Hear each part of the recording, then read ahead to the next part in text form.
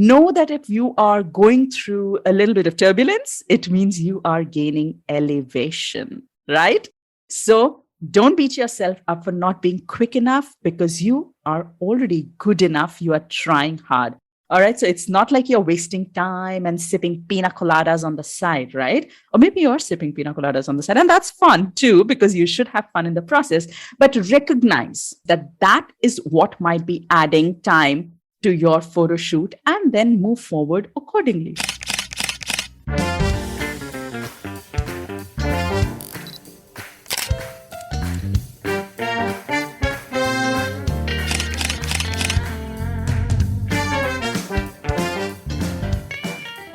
Hello, hello.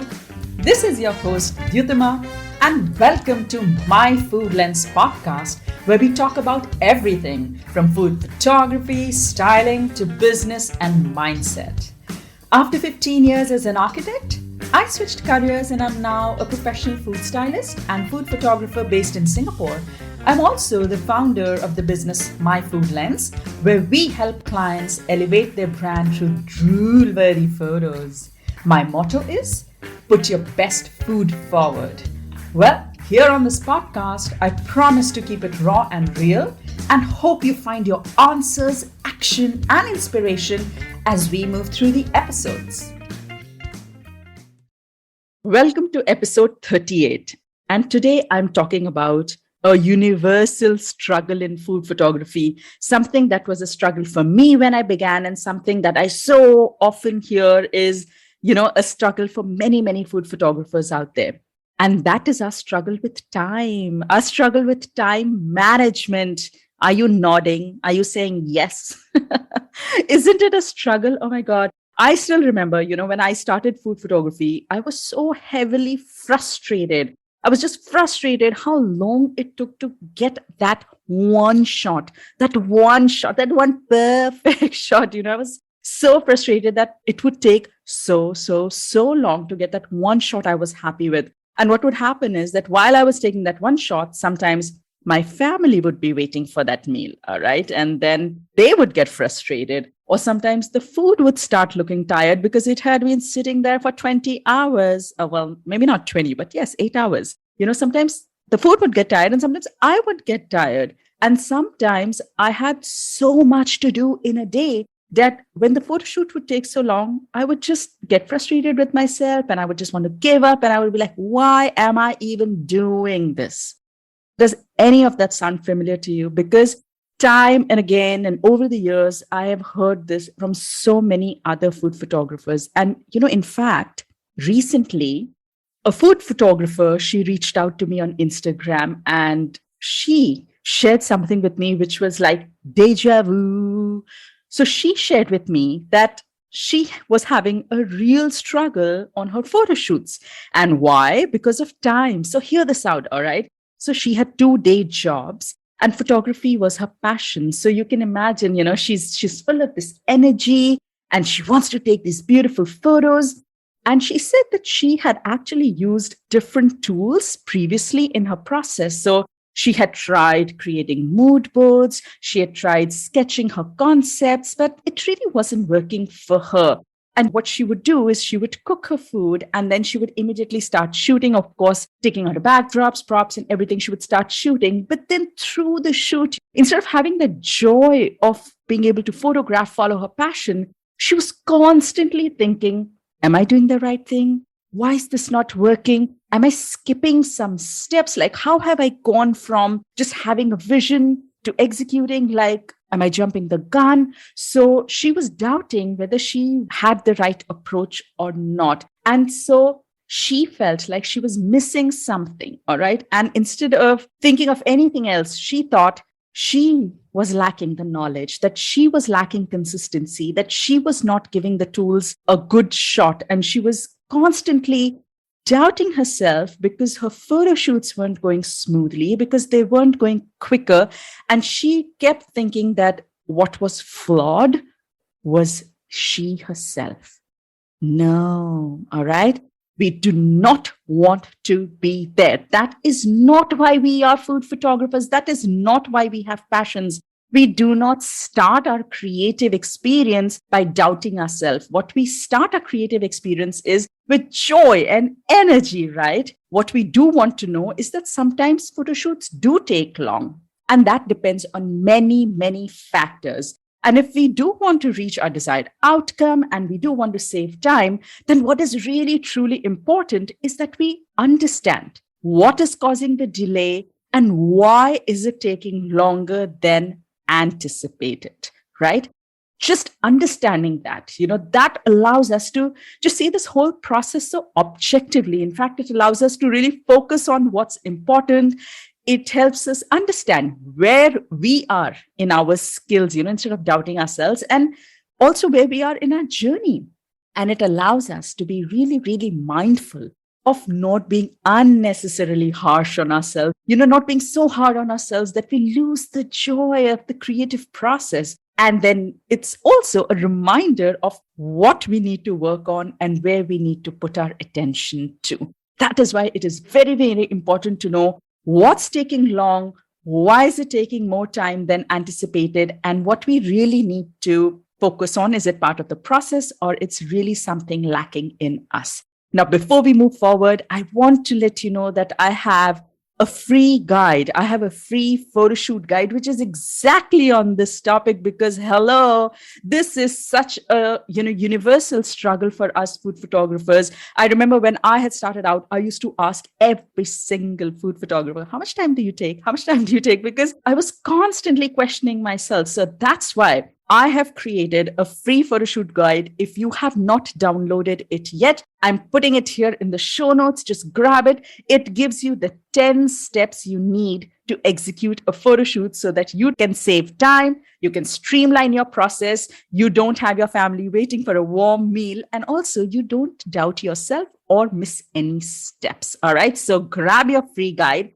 And with that, I will move on to tell you that actually the amount of time that we take on a photo shoot really, really, really varies for everyone. So it's different for each one of us. So it's a bit subjective here, but there are many factors that we must account for, like, is photography our full-time job, right? Are you only shooting on weekends? Do you have the luxury of a full day, to spend shooting? Do you have kids? Are they climbing on your tripod like my daughter used to? All right. Also, who's doing the cooking? Are you cooking? Are you buying the groceries? How far is your shooting studio from the kitchen of your house if you're shooting in your house? There are so many factors that actually impact how much time we take to complete a photo shoot. And that's why we have to look at this very, very objectively without blaming ourselves, without being hard on ourselves. All right. So you have to also give yourself grace. All right. So what I want to do today is talk about 3 big reasons that could be leading to extra photo shoot time, for you. And I want you to understand why that's happening, what's going on with you, and for you to become more efficient, for you to understand where the problem is, and maybe there's no problem. It's just part of the process. So my idea is for you to be able to understand exactly why it's happening, gauge, find a solution if that works, and if not, understand that it's part of the process. All right, so let's start.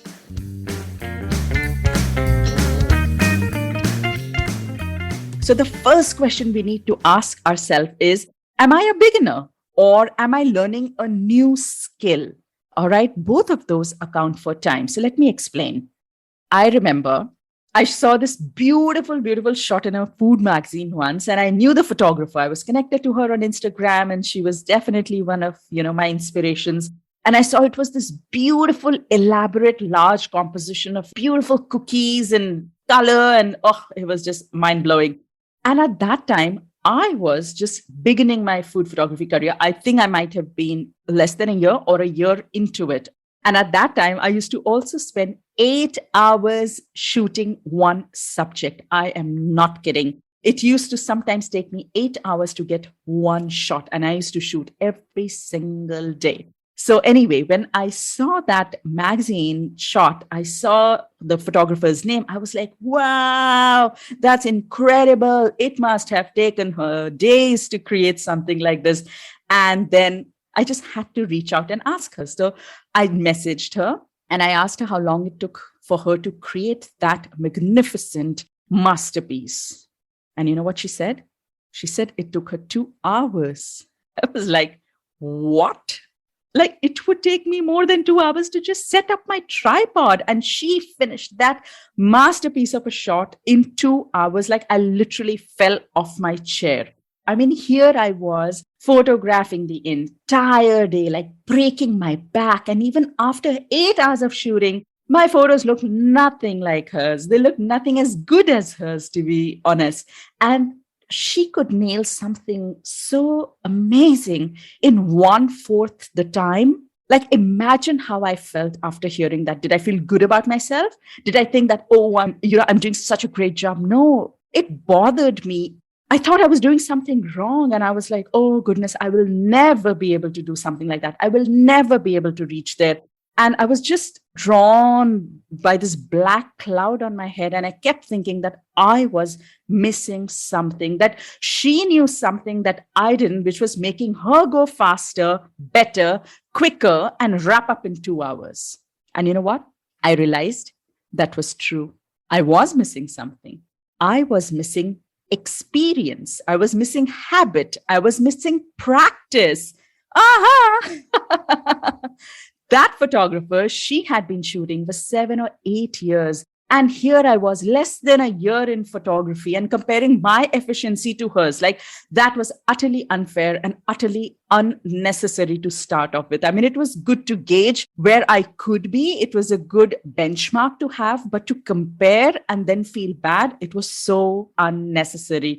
Obviously, when they've been shooting for years, they have a rhythm, they have a process. And they also have more knowledge to be able to anticipate, to be able to troubleshoot, problem solve, and then to just create, masterpieces, because they've done it probably many, many times before, right? So I would say that one of the reasons you might not be going as fast as you want to is because you are just beginning your photography journey. It's because you're learning so much about light and composition and handling food. You're probably even cooking food, that you're bound to take that much time. It is bound to happen.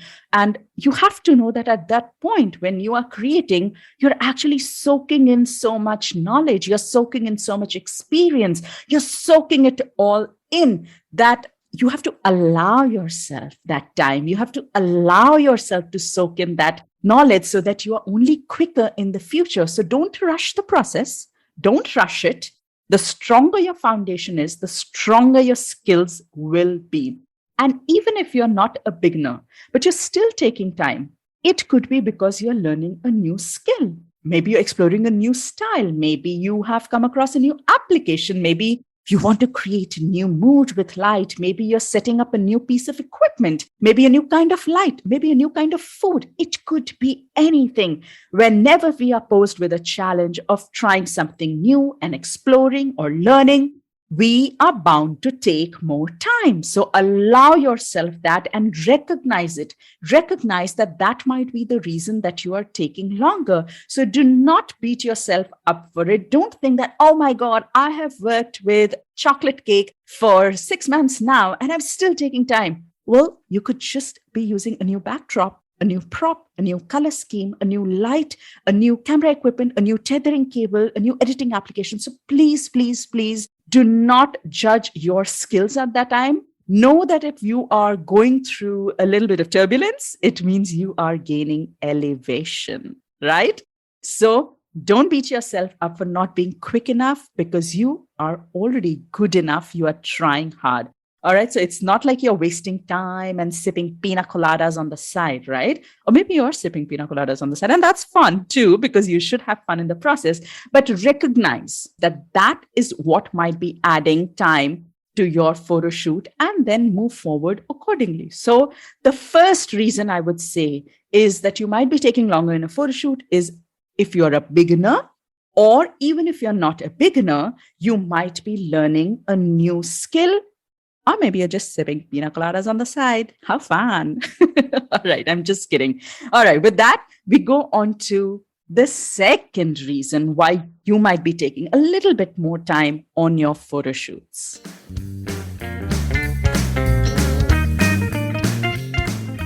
So the second reason is you don't know what you want. This is the one that we need to be careful about. This is the one we need to watch out for. This is the one we need to work on. All right. So let's say your food is in front of you. All right. Maybe it's a chocolate cake. And then you are like, what backdrop should I use? What light direction should I use?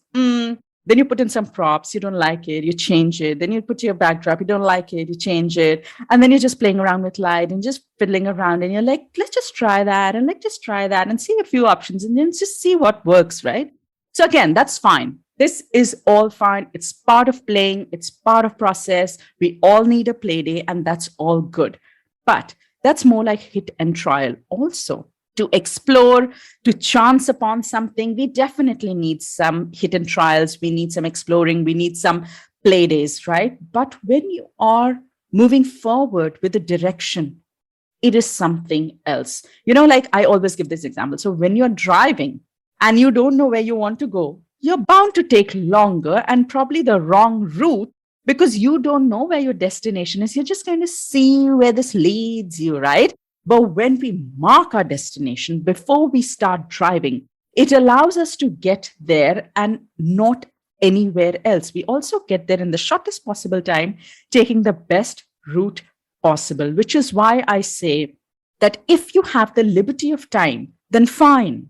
Don't have a destination and just work through the journey, see where it leads you. And creative minds definitely need those kind of breaks, but you need to also have a system and a process if you ultimately want to start saving time, become more efficient, and you want to start working with the vision and be able to achieve that vision, right? So I think that's particularly important if we want to work with clients. Now, every client has a branding style and their own lighting style, their own mood, their own colors, and we have to create for them in their style. Hit and trial doesn't work. We just can't put something and expect it to meet our vision if we don't know exactly how to get to that vision. So if you're just playing around as a hobby and you're continuously only exploring, fine. You are okay to not know where you want to go. But if you're not there, if you want to be able to nail every mood and know how to create lights and want to know how to achieve a certain color palette and how to work with certain foods, well, then we definitely and most definitely need to have a streamlined process. And in a streamlined process, hit and trial does not work. Everything is pre-decided. And especially when you get hired by a client, you actually need to commit to creating that style. And imagine if you're not able to do that. Imagine if you're hired, you're being paid, and then you can't create the style for them. Like, come on, that's not where we want to be, which is why starting with an idea, a vision, a direction, and then having the end result in mind is exactly how we want to be working. And again, if you're wondering how to do that, I have that free guide called the 10-step photoshoot, which will take you through the process. If you haven't downloaded it yet, do download it. I have it in the show notes. It will take you through the steps that you need before the photo shoot, during the photo shoot, and after the photo shoot, so that you're not missing any steps, you're saving time, and you're able to get the results that you are looking for. So that's the process actually that I follow, and I have created after many years of scratching my head, falling off the chair, asking 10,000 photographers, doubting myself, feeling frustrated, having angry family members. So, and also going from 8 hours to now 2-hour photo shoots, right? So I have compiled all of that and put it into this free guide, and it's all there for you. I hope that it helps you, and I'm going to link it again in the show notes. All right. So this is the second reason. The second reason you might be taking longer is because you don't know what you want. You don't know where you're headed. You really don't know what you want to achieve in the end. And the solution to that is to start with a direction, to have a process, and to have an end vision in mind. Know where you're going and work on it. There will be problems along the way. You troubleshoot, you problem solve, but you keep moving towards that. There could be times when you have to switch out your backdrop and your props, because they are not meeting your vision. But then that step comes from an informed decision. You know where you want to go, and that is why you're taking that decision. It will ultimately only save time and give you the results you want. All right. So acknowledge that, realize that, and be more organized and efficient in your process. With that, we come to the third reason that you might be taking a bit longer on your photo shoots. And that third reason is because you might be stuck. Does that sound familiar? I feel like I'm raising my hand right now. If you could see me, you'll be like, I'm stuck, I'm stuck. Yeah, I'm constantly in that situation. In fact, everybody is, whether you are 10 years into the profession, whether you are 20 years into the profession, where you're just starting out, we are all stuck at some point or the other, because unless it's something straightforward, something that we have done a million times, there are situations that will come up. The contingencies will happen, and there will be times that we will be stuck. And we just have to know that when we are stuck, we need to allocate a little extra time to get out and get ourselves unstuck. No matter where we are in our journey, we all hit this roadblock and we all get stuck. The only difference is knowing how to get unstuck and come out of that, rough patch. That, of course, comes with experience, practice, maybe sometimes a little bit of hit and trial. But like I said, just recognizing that, are you stuck, or are you not going anywhere, or are you learning something? Like, there's a big difference between all of this, and all of this is sortable. Once you know that you are stuck, that there is something that's not working, you know that it's not because you're learning something new. It's not because you don't know where you want to be. It just means that you have hit a point where something's not working. And that is where you begin to troubleshoot. All right. That puts you into the problem solving mode. And you don't have to beat yourself up for not being able to achieve the style, for not being able to meet your vision. Instead, you just have to tell yourself that, okay, something's not working. Let's just find out what it is. All right. And at that moment, you put on your troubleshooting hat, you change gears, and you start moving again. So you're still moving forward, but you're just trying to figure out, you're trying to tweak, you're trying to readjust. Sometimes it's something small and just something like maybe switching out a few props, or sometimes it's a little bit more complicated, like the styling of the dish. Sometimes it's the light. Sometimes it's the color palette. You just have to break it down little by little by little and see which part is not gelling. I still remember I was once shooting a cauliflower pizza dough. Now, if you have ever seen a cauliflower pizza dough, you know the color.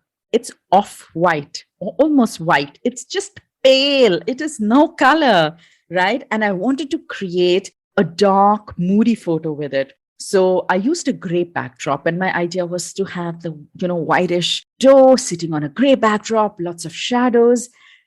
And I tell you, the moment I took that first shot, I just saw it and I was like, uh-oh, something's not right. And it was just like, oh goodness, something is just not falling in place. Like, I tried so hard to change out the props. I changed the light and everything except the backdrop. That's because my heart was set on that gray backdrop. And I was like, no, it's perfect for a moody shot. No, I have to use the gray backdrop. Like, I just wanted to use it so badly that I switched out everything except that one thing. And in the end, I realized I just had to give in. I just had to do something else, because I had done the troubleshooting. I had tried to see which aspect was not working. And then I realized that the only thing I had not switched out was the backdrop. So I was like, gosh, fine. I took out my white tile backdrop and I put it and I took a shot, and bingo. It was perfect. It was exactly like my vision. Now, what happened was that the moment I loosened up, the moment I gave in, it clicked. I was so stuck on that gray backdrop that I wasn't able to think logically. I wasn't being able to think fair, that is it really the problem? Because I was thinking that I want to do a moody shot and a gray backdrop will be beautiful or perfect for it. What was missing was that actually, even with that white tile backdrop, I could create a moody shot, because light is what creates mood. All right. So I was able to achieve those shadows, and I still got a moody shot when I had most of my props and most of my backdrop was almost all white. So yeah, getting stuck is normal, but please keep an open mind. Troubleshoot everything. Don't be stuck, except for your hero. I think don't be stuck on what could be the problem there, right? Take every little thing one at a time and don't doubt your skills. We all get stuck, and no matter how experienced we are, we just have to find our way out to unstuck ourselves. So be calm, be patient, be observant, pick one thing at a time and question it. And at this point, you might have to do a little bit of hit and trial. And I give you permission for that because I do it all the time. You might also need to sip a little bit of pina colada because that opens up some creative thoughts. All right. So test out what the real problem is. Switch out your props, backdrops, light, garnish, styling, whatever it is, one by one, test it, and know that you are taking extra time only because you have hit a stuck point. All right. It's very, very normal. If you have to gauge the time for a photo shoot, I would suggest always factor in a little bit of I am stuck time into your photo shoot. Even if you're on a commercial set, please be prepared to have a little bit of 30 minutes or something allocated for contingency, because what if something's not working and you have a very chock-a-block schedule and you have overcommitted and I can totally nail this in 2 hours. And then you're like, it's already been 3 hours or 3.5 hours and it's still not working. So always give yourself that little bit of grace time, a little bit allocated for contingencies, and factor that in, because it's all fair. It's all part of the game. We are all in it. So recognize it, understand it, deal with it patiently. And the longer you've been a photographer, the easier you will be able to come out of that situation.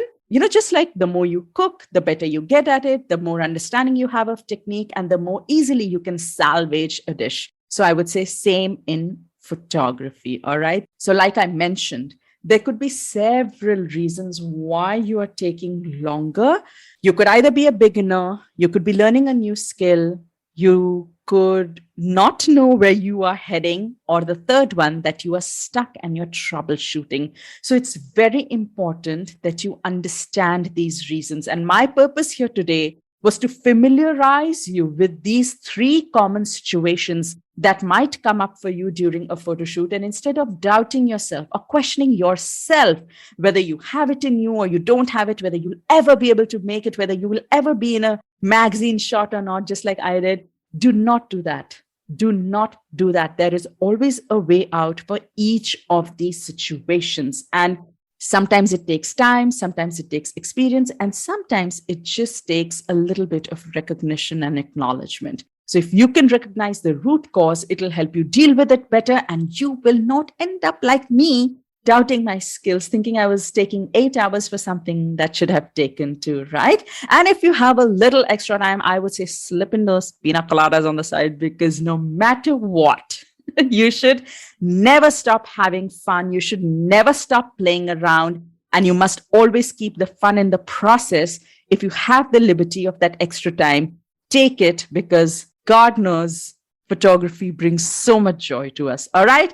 So I hope you found this episode helpful. I hope that it helps you streamline your process to understand yourself as a photographer and where you lie in your creative experience, in your creative journey, what is lacking, what needs your attention. That was my purpose today. If you have any questions, please send them to me. If you haven't already downloaded the free guide, please do that. It's on the show notes. If you have any trouble downloading it, send me an email on hello@myfoodlens.com or send me a DM on Dyutama_myfoodlens on Instagram, and I will be happy to assist you. All right. With that, I will see you next time with another episode. Bye-bye.